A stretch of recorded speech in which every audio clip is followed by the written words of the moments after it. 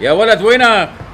نعم معلمي نعم. سيخ خود الاواعي لجوا، هذول الاستاذ معتز غسيل وكوي قوام اتحرك. على عيني وراسي معلم. العمى شو جابوا هذا هلا؟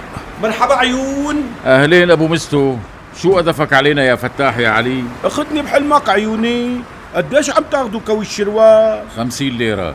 الجديدة ولا العتيقة؟ اي والله كتير. خلصني ابو مستو، مو ناقصني صولك عند الصبح.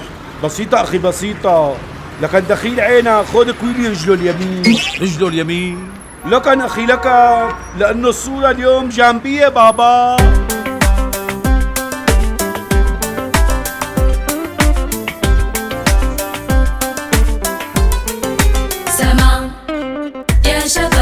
يا جماعة الخير، في مرة 2 راحوا يعملوا سياحة، وقال شو؟ سياحة صحراوية. يعني وين يا حزركون؟ بالبادية. المهم بلطوا السيرة، هذول نصبوا لكم الخيمة وزبطوا أمورهم وشعلوا هالنار على 24، وانبسطوا آخر بسط. أول يوم وتاني يوم وثالث يوم، وباليوم الرابع شو صار يا حزركون؟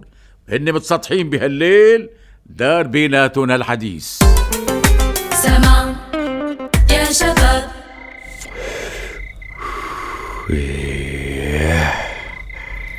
شايف مثل ما أنا شايف؟ طبعا شريك، قاعد جنبك بدي اشوف مثل ما انك شايف. لك بحياة الله شو شايف؟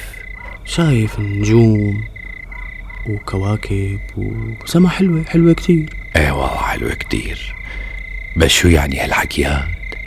يعني ممكن يكون في هنيك فوق ناس تانيين بس نحن ما بنعرفهم. ايه لا مو هيك. لك شو يعني هالحكي؟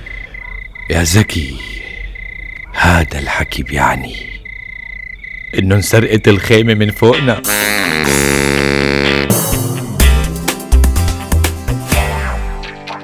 يا سلام يا سلام. يا عود عود عود عود هون هلا عود.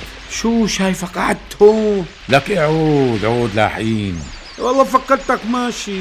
يا ترى لوين هالبحر بيوصل؟ هذا السؤال صرت سأله لحالي بدك تقول شي 1000 مرة. بالله بجوز بتكون طلعت فاتورة المي يعني. يا سيدي، حكالي أبي الله يرحمه إنه يوم اللي سافر جدي على فنزويلا بعت رسالة تمت 3 شهور لحتى وصلت لهون. لك إيه 3 شهور؟ تصور يا رجل. والله الواحد لازم يقنن، الفاتورة ما بترحم. يعني لا تواخذني بهالكلمة. شو بدك تلحق؟ لك تلحق مي وكهرباء وهاتف وموبايل وإجرة بيت وإجارة تكاتي. والله رح نجن. إيه قوم لكان قبل ما تجن خلينا نسمع.